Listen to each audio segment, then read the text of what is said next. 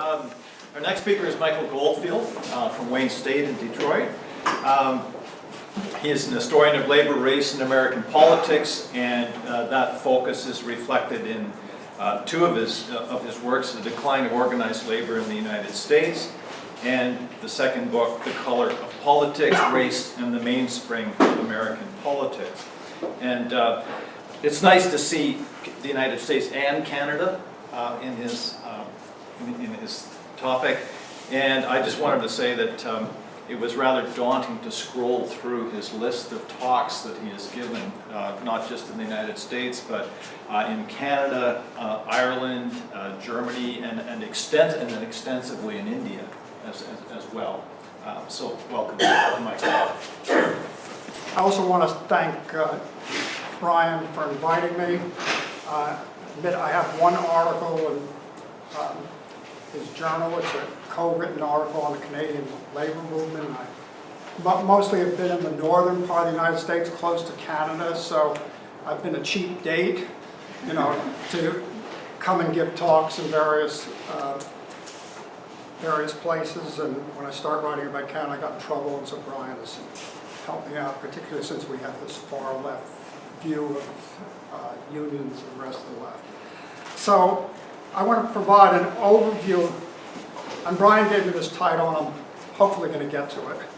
I want to first provide an overview of my cut on the CP, and I think the 1% and the 99% apply. 99% of the people who write on the CP get almost everything wrong.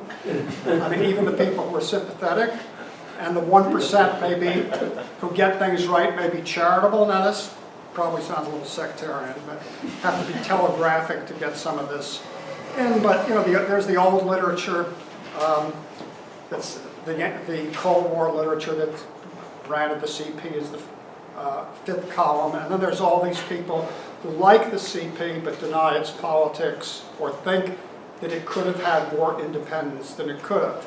So let me start from the beginning. And the CP in US and Canada are intertwined.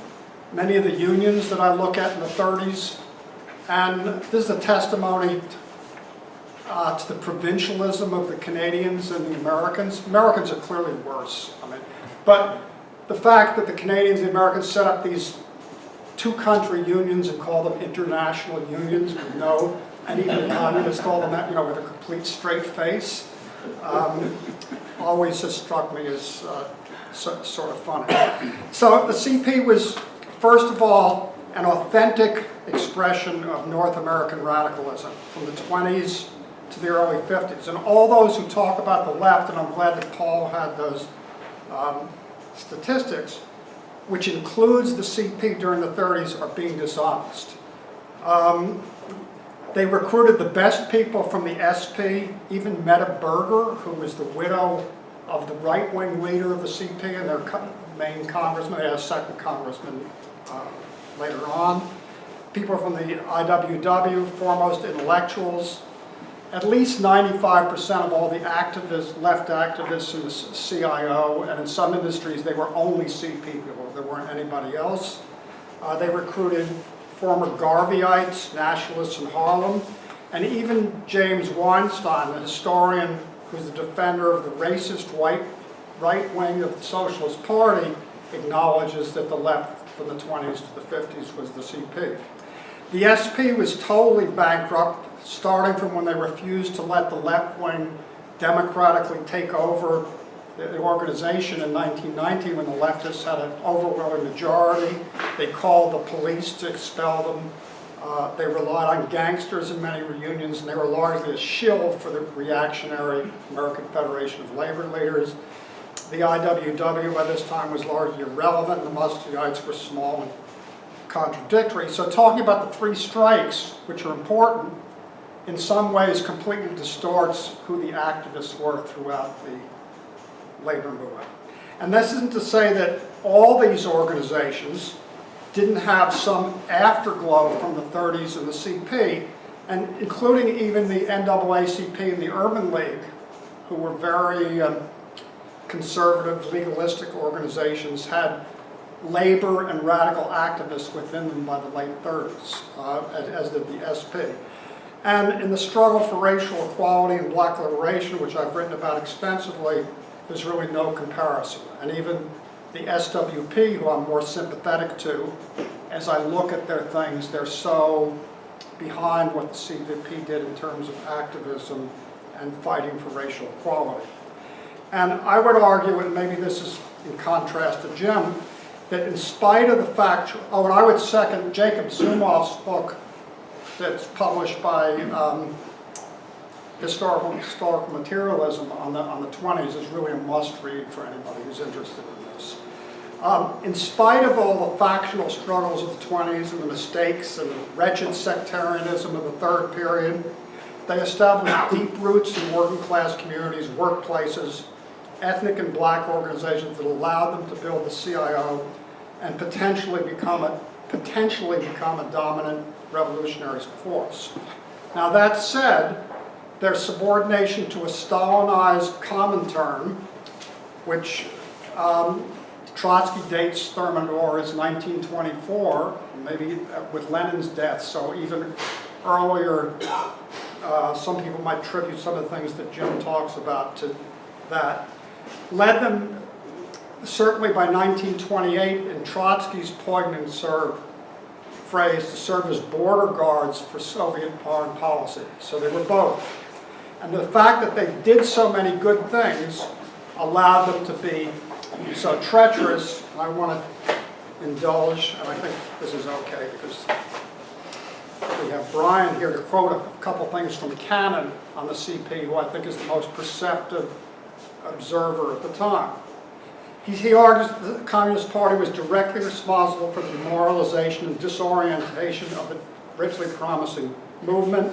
The Roosevelt social program was the decisive factor in heading off the mass movement, diverting it into reformist channels. But the Stalinists who supported Roosevelt for reasons of Kremlin foreign policy miseducated, betrayed, corrupted, and demoralized the vanguard of the movement. And then partly in answer to Paul's question, both Trotsky and Cannon believed that a revolution was possible if it hadn't been for what the CP did. And that's debatable. And Cannon says the chief victim of Stalinism, this country was the magnificent left wing, etc., etc. So, and even in some of the things Jim said, the idea that they could have, that the communist parties in North America could have acted independently, as many of the people who were glorify the Popular Front claim, and even some of the left critics, like people who were connected with progressive labor, who thought that they should have been more out front and radical during the Popular Front period, seems to me to be a fantasy.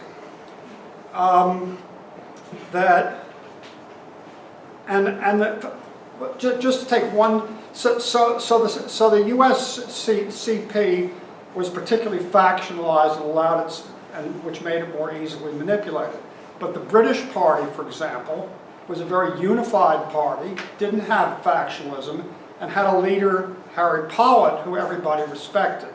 He tried, when the Molotov-Ribbentrop Pact came out, to put forward a line saying that the Soviet Union was doing the right thing, but they would still keep up their anti-fascist activity.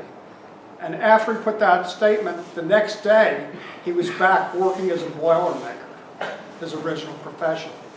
So the idea that there was flexibility or options, that people could have done something different than what CP was instructed to do, and I've written about this earlier, so there were daily instructions.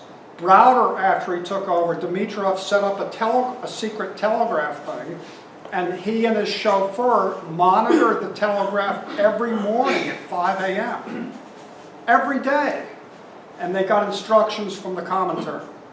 And this isn't to say that people in shops didn't do things on their own, but in terms of what line and how they approached it, and even, I mean, I've been convinced by CP people who are argued with about struggles around racial, in the packing house workers or in Memphis with Mike Honey documents, that people did carry on these fights, but in terms of general overall line or what they should do, there were no exceptions and the control was absolute. That I would argue in addition that those who give figures about the extent of CP influence in the CIO, and this is going to get us to Steele, underestimate the potential that communists had to completely dominate the CIO. As a result of their Stalinization, it was their ineptness at understanding and practicing of the concept of the United Front, which was laid out, I think, clearly and brilliantly by Lenin at the Third Congress in 1922, applied well in Minneapolis by the Trotskyists, and the virtue, or one of the many virtues of Bryan's book, is that this is an example of how a united front should work, of people who are revolutionaries who are working with, have principled relations with all sorts of other forces. And as a result, so mistakes were made, not mistakes, something more serious were made in many industries, both in the third period and the Popular Front.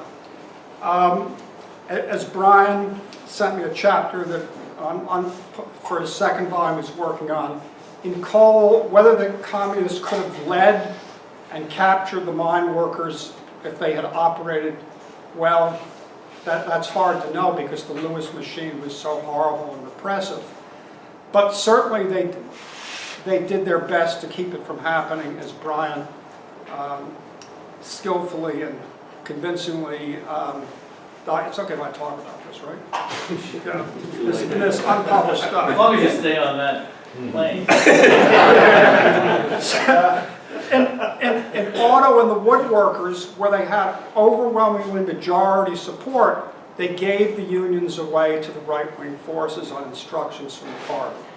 The auto stuff is pretty well documented, how Wyndham Mortimer was the overwhelming choice of people in 36, and the party intervened and said, no, we want, so Lewis and Hillman want somebody else.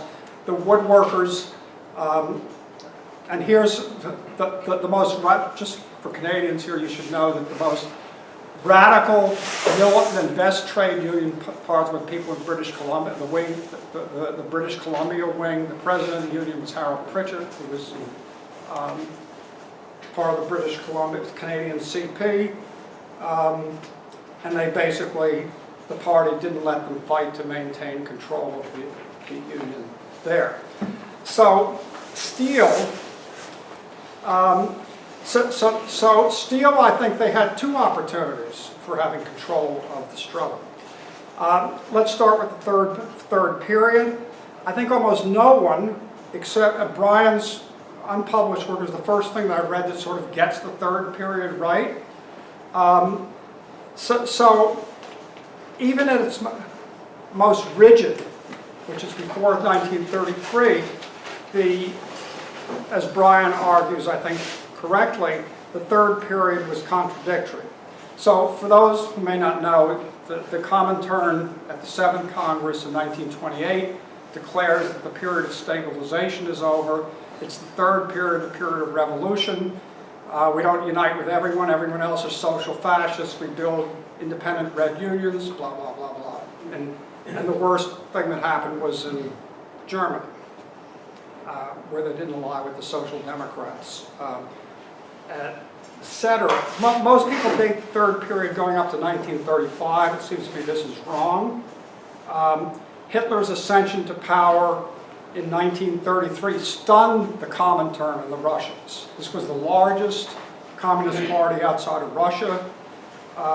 Within a few months, half the party had been murdered. I don't remember what the figures are, but a couple 100,000 people.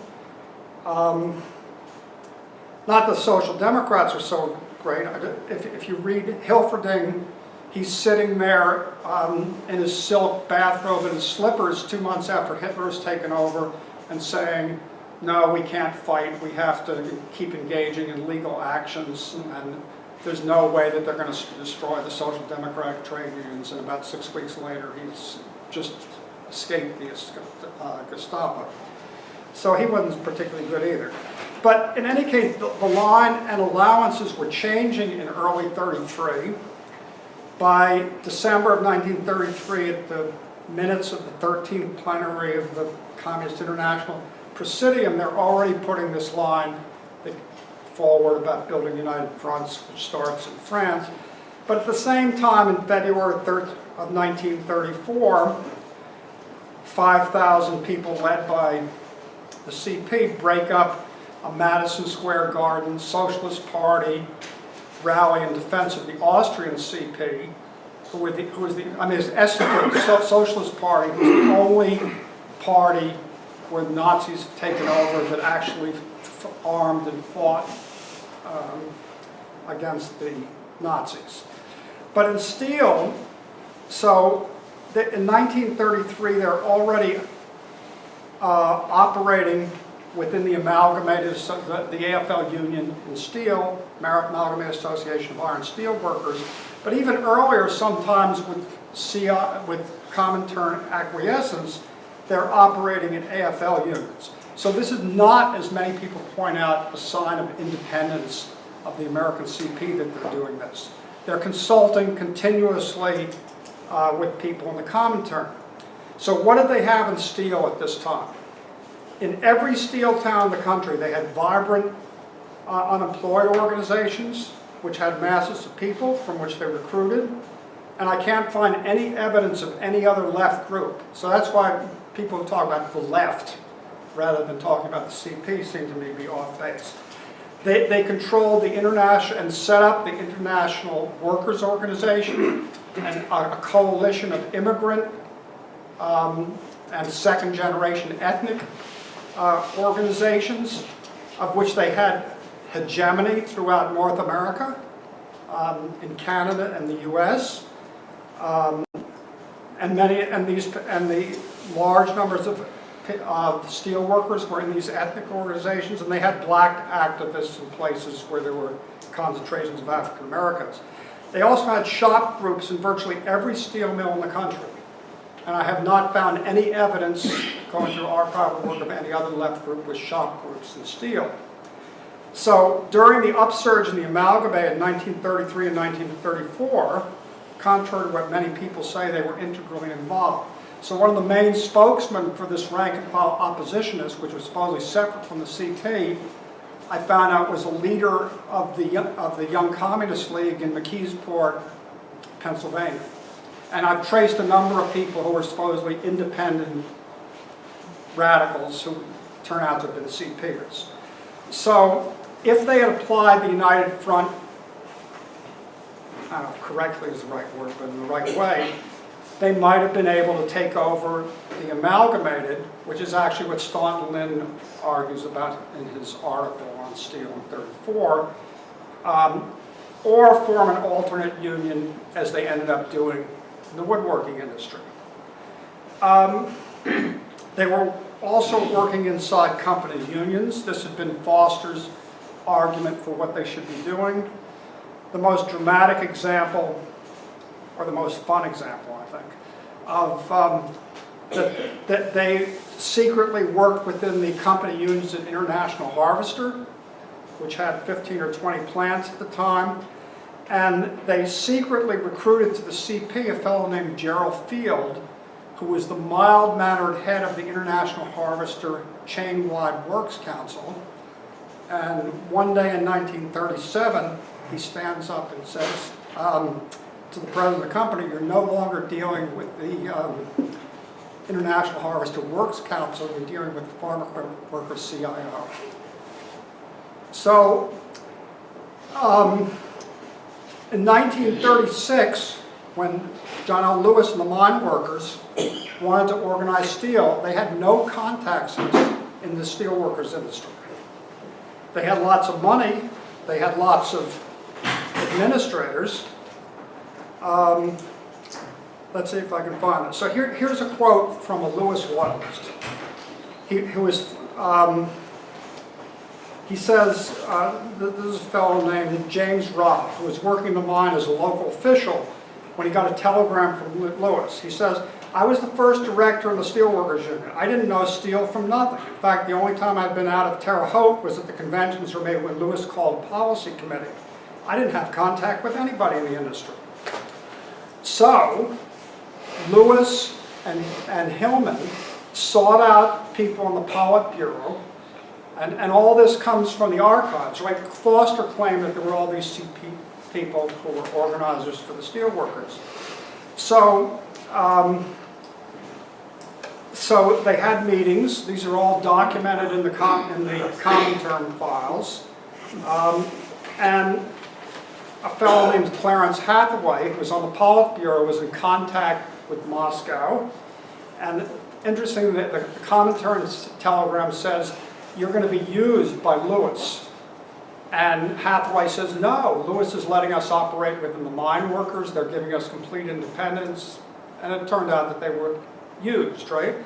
So, but how much influence did they have? So I've documented through letters and correspondence either with Philip Murray, who was head of the Steelworkers Union, or through the correspondence with National Negro Congress, CP influenced and controlled, who most of the black organizers came from, as many as 70 people of the 200 full-time staff. The head of the Pittsburgh district, which was a center for the steel industry, was a fellow named Bill Geppert, who was a CPer, who was head of the International Workers Organization, and Bert Cochran, who was then I think he was then the head of the CLA labor thing. But in any case, later he was the head of the labor commission, or whatever it was called, for the SWP, right? So he said that of the 22 organizers, full-time staff in the Calumet region, which was the other main, which includes Chicago and Gary and that whole area, 21 of them attended weekly meetings of the CP caucus. So they had overwhelming influence. They were the only organizers, and the party leadership's position was to just support Murray and Lewis, and they basically got nothing in return. And after the organizing was finished, they were weeded out over a period of time. They not only got nothing, but they supported themselves, and here I have a lot of documentation, so I'll just characterize it harshly, to a totally racist, reactionary leadership of the Steelworkers Union, never challenging even the most anti-democratic and reactionary policies of Philip Murray. And Philip Murray tends to get a good press from labor historians, which I think is complete. I'll give you one slight anecdote having to do with race. At the 1948 convention in Atlantic City, Murray and top leaders stay at a hotel where there's a big sign out front that says, "No blacks, no Jews, no dogs." And black activists in the Steelworkers Union put up a picket outside and say they're going to picket the whole thing during the convention if they don't move to another hotel. And some of the people were reluctant even to move from the hotel. So you find these type of incidents. The Steelworkers allied with the Ku Klux Klan in 1949 at trying to gain control of metal mining locals in Birmingham from the communist-led mine mill and smelter workers. I mean, it's a long story. In any case, they're hardly kicked out. They vote for anti-communist resolutions in the union. They support them. There's hardly a whimper. So I would argue that the Popular Front policy, of which this is all part of, was more a disaster for the CP, why there's nothing left, even than the third period. So there's a line in this Bob Dylan song where he says, "Once I had diamonds in the palms of my hand, I let it all get away."